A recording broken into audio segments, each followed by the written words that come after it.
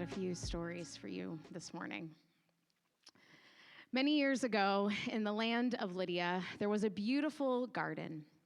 Roses of every shade grew there, and on warm summer nights, the air smelled heavy with their fragrance.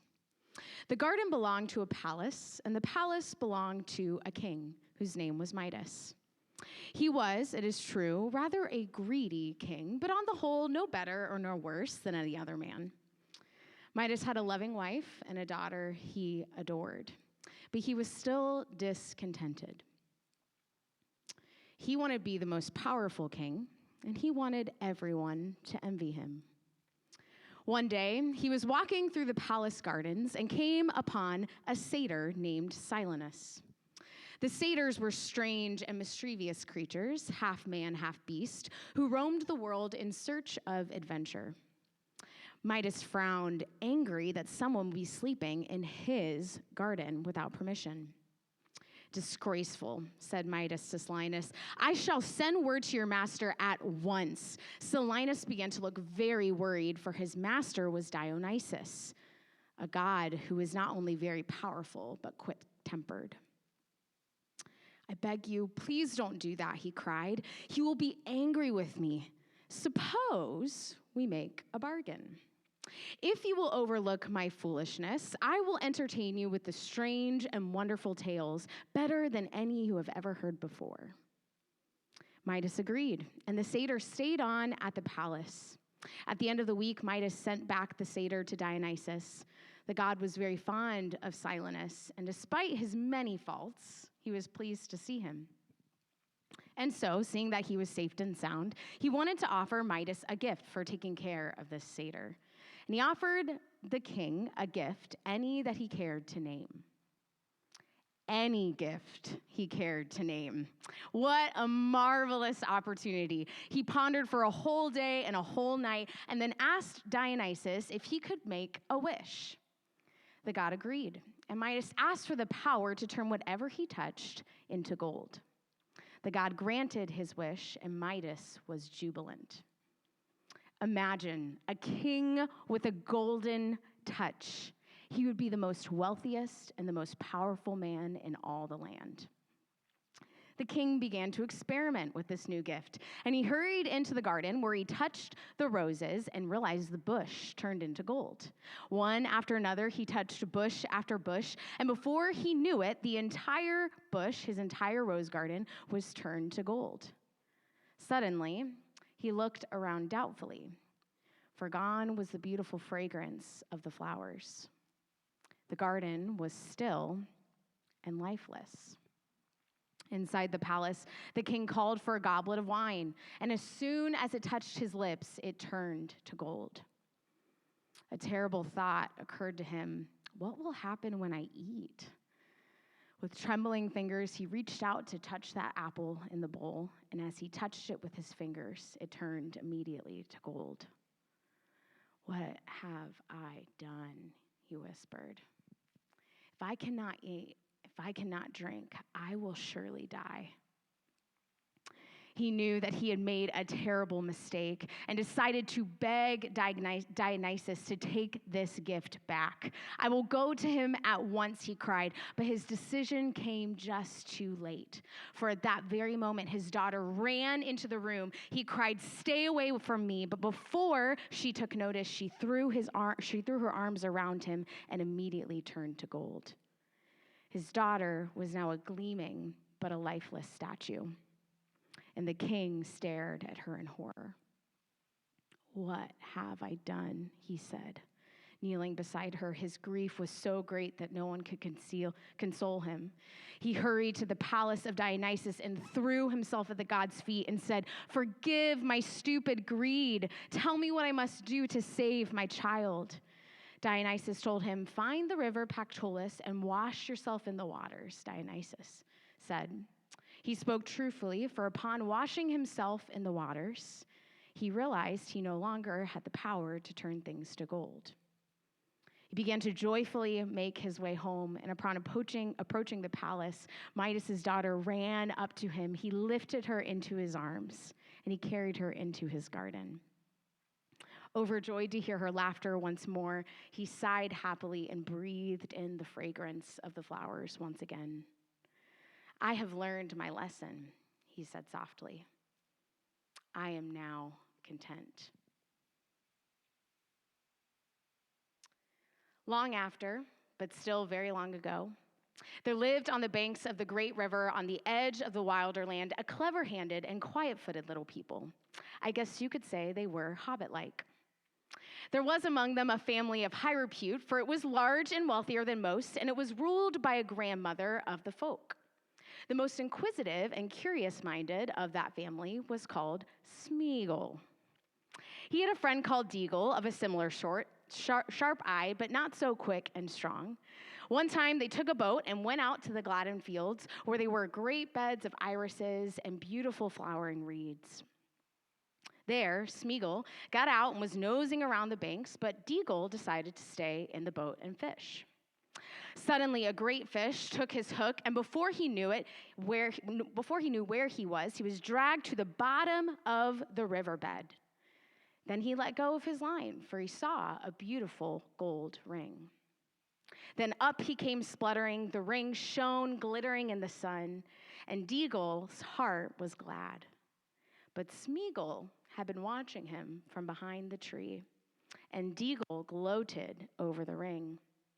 Smeagol came slowly up behind him and said, "Give me that ring, Deagle." "Why?" said Deagle. "Because it's my birthday, my love, and I wants it," said Smeagol. "I don't care," said Deagle. "I've given you a present already, more than I could even afford. I found this ring. I want to keep it." "Oh, are you indeed going to keep it, my love?" said Smeagol. And he caught Deagle by the throat and strangled him, because the gold looked so bright and so beautiful. Then he put the ring on his finger. No one ever found out what had become of Deagle, for he was murdered far from home, and his body was cunningly hidden by Smeagol. But Smeagol returned alone, and he found that none of his family could see him, for when he was wearing the ring, he was not visible. He was pleased with this discovery, and he concealed it. He used it to find out secrets, and he put his knowledge to crooked and malicious uses. He became sharp-eyed and keen-eared for all that was hurtful around him. He became very unpopular, as you can imagine, and was shunned when visible by all of his relations. He took to thieving and going about muttering to himself and making a gurgling noise in his throat. So they called him Gollum and cursed him and told him to go far away. And his grandmother, desiring peace, expelled him from the family and turned them out of his hole. He wandered in loneliness, weeping a little for the hardness of the world. He journeyed through to the misty mountains and found a little cave out of which a dark stream ran. He wormed his way like a maggot into the heart of the hills and vanished out of all knowledge.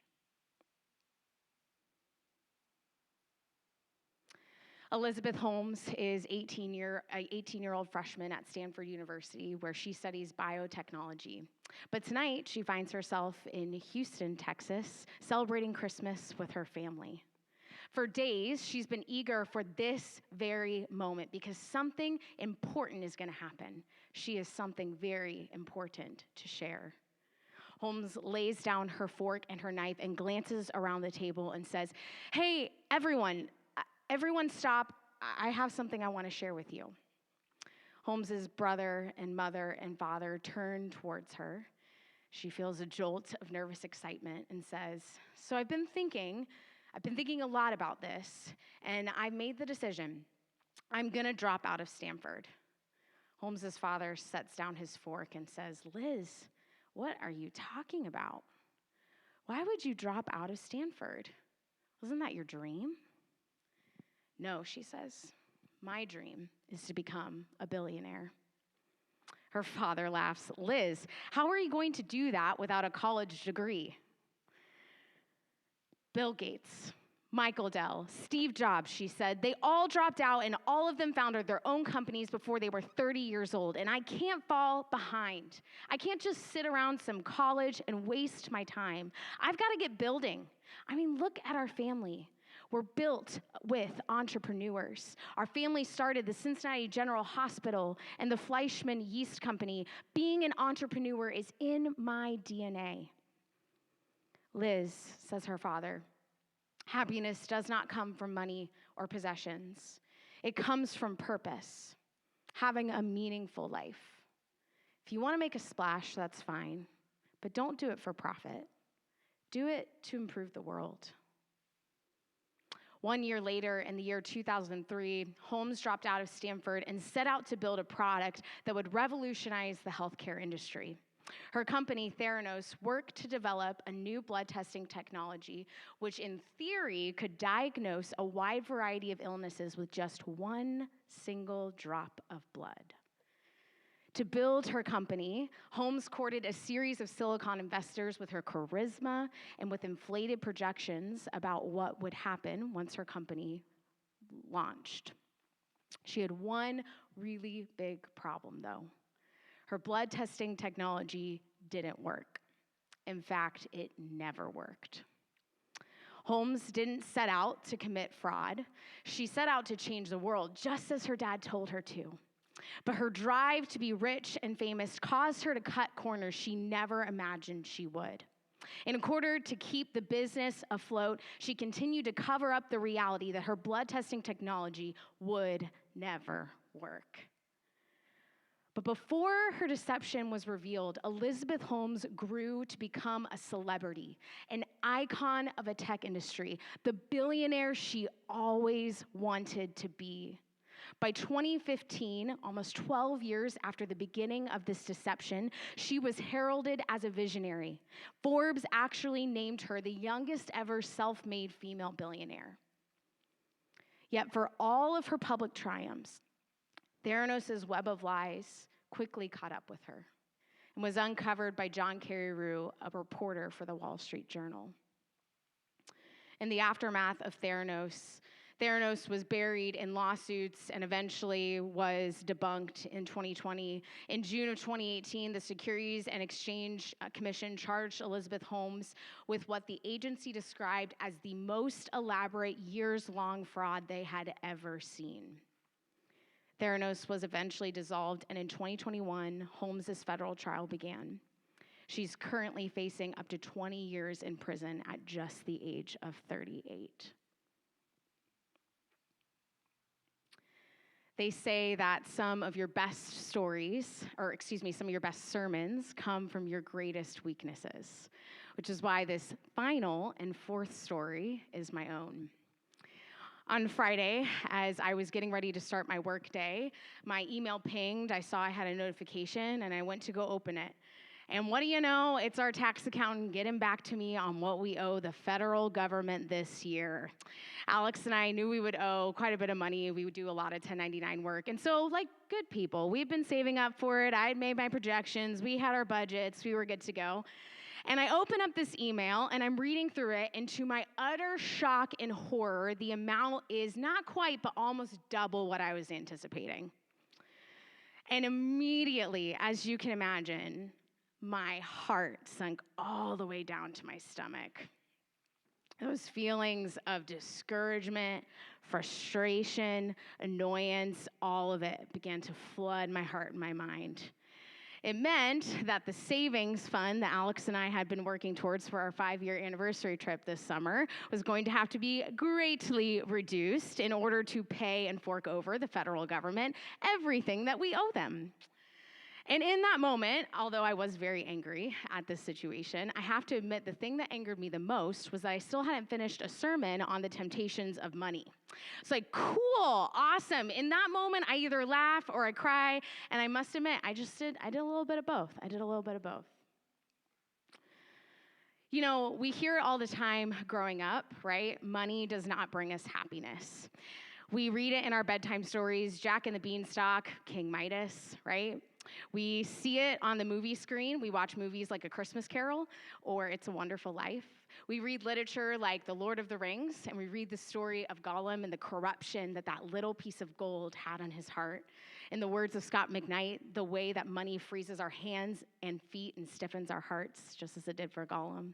We hear stories of billionaire failures like Elizabeth Holmes, Bernie Madoff, the Sackler family, the former CEO of WeWork. The list goes on, and we quote phrases like, more money, more problems, right? And then, as Americans, when we sit down at our dinner table and we're eating food, we're reminded of the starving children in Africa, right? We're reminded that most people in the world make less than $1 a day. In fact, more than 1 billion people in the world make less than $1 a day. And then we're reminded as Americans, we are some of the most wealthy people in all the world. And yet, regardless of what we make or we don't make, all of these stories, all of these examples, all of these numbers never seem to stem the tide of monetary dissatisfaction.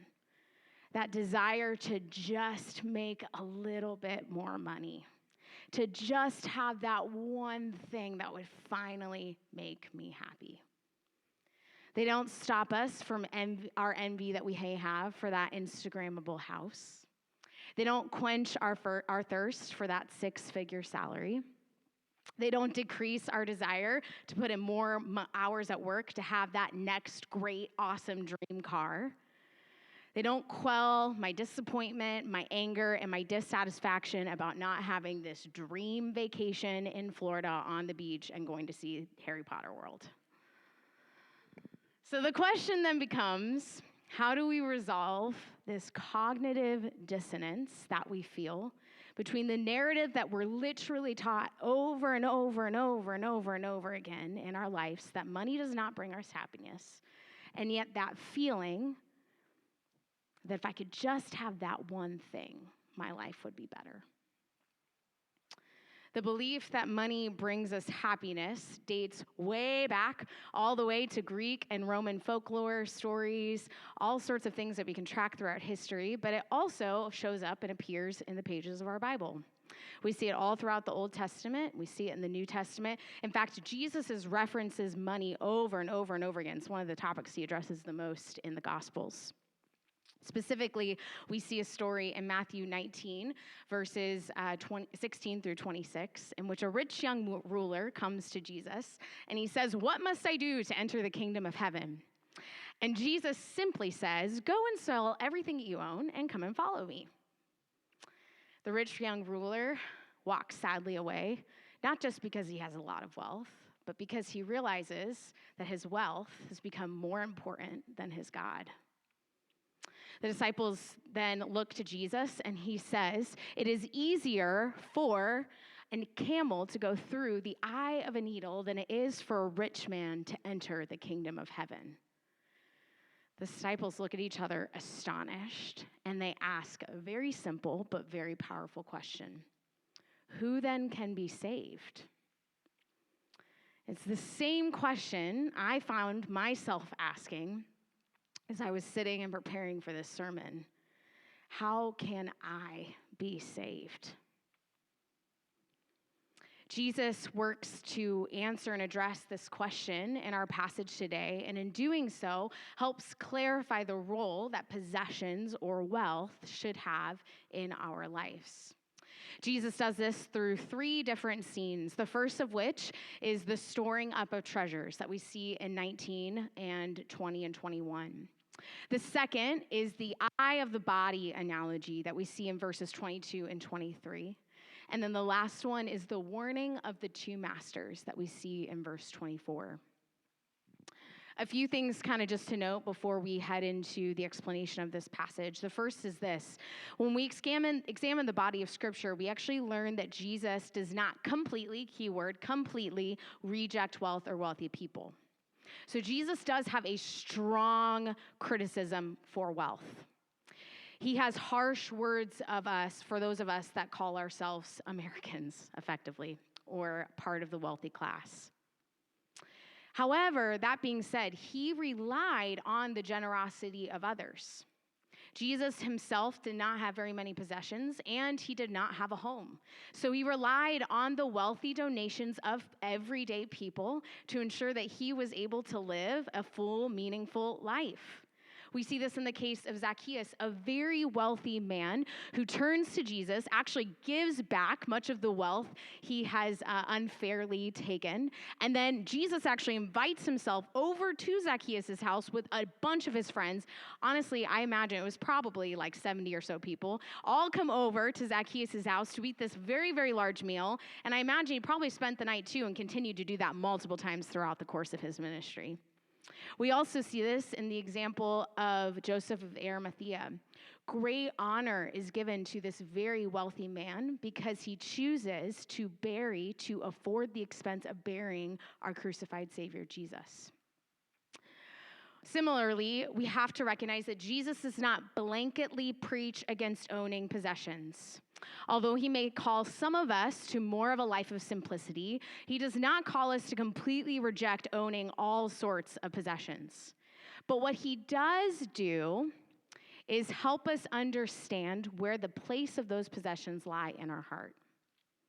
There are moments when storing up possessions are a good thing, right?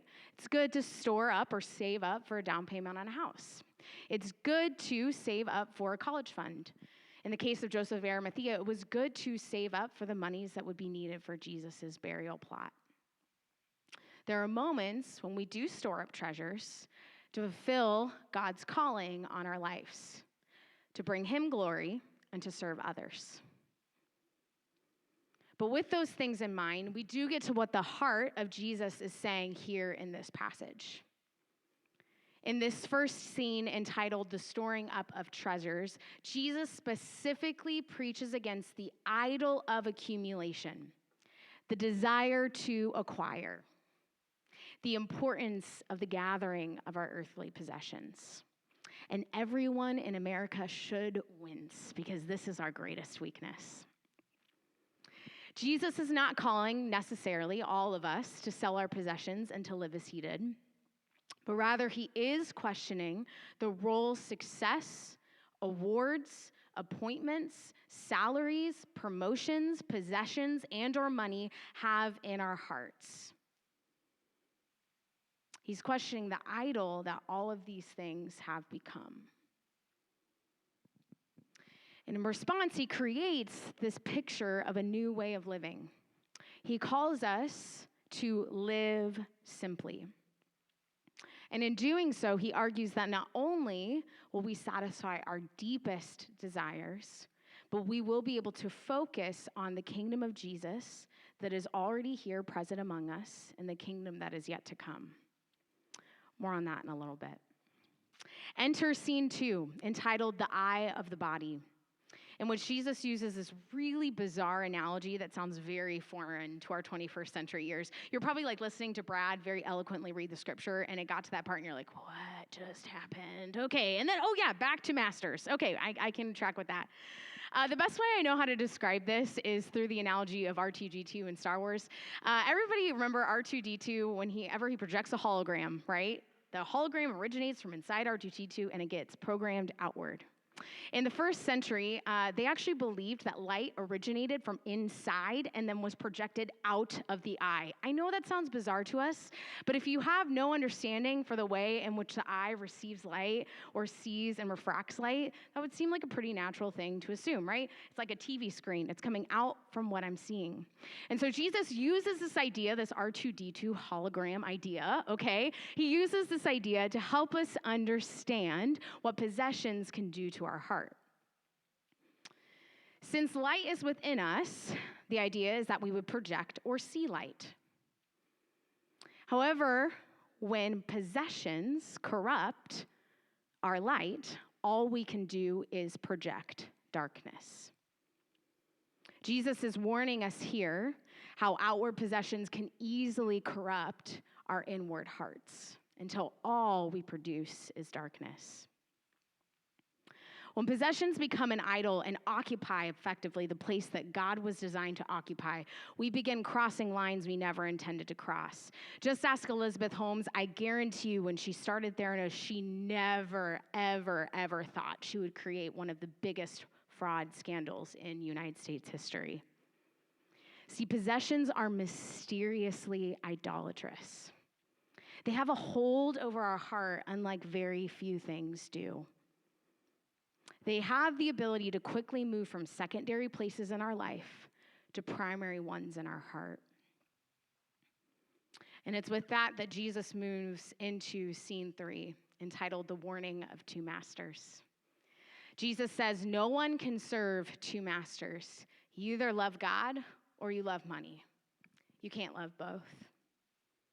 Dale Bruner puts it this way: the commonest god in this current world is success. And the Christian, no less than others, wants to be successful in something. But this saying teaches that we cannot work largely for God and then moonlight for gain. It's one or it's the other. Once again, we remember Jesus is not necessarily asking us to live as he did. He's not asking us to go commit professional suicide tomorrow for all of us to quit our jobs and to go live on the street. But he is asking us to seriously examine the seat, success, awards, appointments, salaries, promotions, possessions, and money occupy in our lives. And as a result, he asks us to make some different decisions. We are to work, in his words, not for worldly gain, but for the purpose of bringing glory to him and of serving the other. And if our heart orientation is not towards that, that's the moment when we examine, we reconsider. It's as if Jesus here is asking us the question, do you care more about money or do you care about me and my kingdom? And if I'm being really honest, I want to say I care more about Jesus, but at times my actions say I care more about money. Worship team, if you guys want to go ahead and come on up. You know, as I sat at my desk on Friday trying to finish up this sermon, I have to confess that even after my long hours of study throughout the week, right, I should have been more prepared for this tax surprise than anybody else in the world. After all of my long hours of reading, after all of my study, after all of my hard work preparing for this moment, this sermon, in that moment, I cared more about my ruined vacation than I did about the things of Jesus and his kingdom. And I found myself asking the question, how do I care more about the treasures of heaven, as Jesus asked me to do, than I care about the treasures of this earth, even though I know they rust, even though I know they break, even though I know they get lost, and even though I know they fade away? How do I do that? I think it's first important to notice that Jesus does not, in the words of Dale Bruner, remove desire from us, but rather he asks us to redirect it. He encourages us to take all of this human ambition that's inside of us and to direct it towards God. So instead of investing in the temporal, we work to invest in the eternal. We work to invest in things that last, that bring glory to Jesus. We invest in loving others. We invest in the pursuit of justice. We invest in the care and enjoyment of creation. We invest in the accumulation of wisdom. In other words, Midas, you don't need the golden touch. You have the love of a daughter. Gollum, you don't need the gold ring. You have a best friend. Live simply. Elizabeth, you don't need the billions. You have intelligence and charisma that can improve people's life. Live simply. Young professional, you don't need to work 80 hours a week at the office. You have young kids who need the love of you, their parent. Live simply. Cassie, you don't need the expensive anniversary trip. You have a wonderful, loving husband and a great marriage to celebrate at 5 years. Live simply. This practice is what Arthur Brooks, writer and reporter for The Atlantic, he calls it a reverse bucket list. You gotta love that. He says this: each year on my birthday, I list my wants and attachments, the stuff that fits under the categories of money, power, pleasure, and honor. I try to be completely honest with myself. I don't list stuff I wouldn't actually want or stuff I would hate and never choose, like a sailboat or a vacation house. I have to admit, I would choose a vacation house. That's fine. Rather, I go to my weaknesses, most of which, I'm embarrassed to admit, involve around the admiration of others for my work. Then I imagine myself in 5 years. I'm happy. I'm at peace. I'm living a life of purpose and meaning. And I make another list. One that includes the forces that would bring me happiness: my faith, my family, my friendships, my work, and all the things that are inherently satisfying and meaningful, the things that actually serve others. Inevitably, these sources of happiness are intrinsic. They come from within and revolve around love, relationships, and deep purpose. They have little to do with the admiration of strangers. And then I take them, that reverse bucket list, and I contrast it with the extrinsic things I listed at first. The outside rewards associated with money, power, pleasure, and honor. And as I compare those two lists, I find myself desiring the intrinsic much more than the extrinsic. Because see, research has shown that intrinsic rewards lead to far more enduring happiness than extrinsic ones do. So here's my encouragement to you today. In those moments when dissatisfaction creeps in, when the pursuit of more begins to grip our hearts, create a reverse bucket list. Remind yourself of the eternal things that last. The things, according to our bedtime stories, Jesus, and research, show us bring true and enduring happiness into our lives. May we finish this race called life and hear the words, "Well done, my good and faithful servant. You stored up treasures in heaven and not simply treasures on earth." Let's take a moment and pray. Jesus, from my own admittance, this one's a hard one for me. I tend to run the rat race of dissatisfaction consistently in my life, going from one thing into the next. Well, I finally have this, but now I need. And Lord, I hope that I'm not the only one in here that feels that way.